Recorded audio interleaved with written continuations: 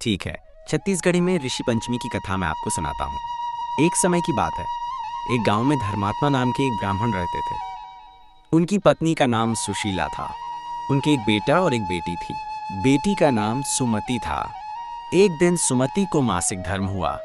उस समय उसे जो नियम बताए गए थे उनका उसने पालन नहीं किया, जैसे कि पूजा पाठ से दूर रहना, रसोई में न जाना, किसी को छूना नहीं आदि। उसने नियमों को अनदेखा कर दिया। समय बीता, सुमति का विवाह हुआ और उसके भी बच्चे हुए, लेकिन कुछ समय बाद उसकी मृत्यु हो गई। अगले जन्म में उसे कीट की योनि मिली, क्योंकि उसने मासिक धर्म के नियमों का उल्लंघन किया था।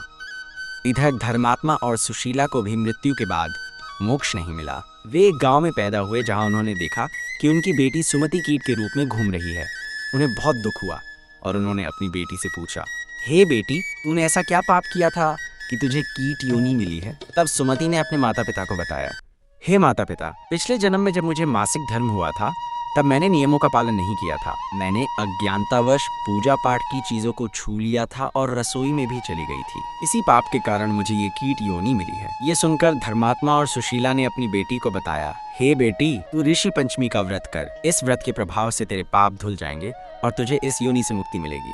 सुमति ने अपने माता पिता की बात मानी और विधि विधान से ऋषि पंचमी का व्रत किया। उसने सप्तऋषियों की पूजा की, स्नान किया और शुद्ध मन से व्रत रखा। इस व्रत के प्रभाव से सुमति के सारे पाप धुल गए और उसे कीट योनि से मुक्ति मिल गई।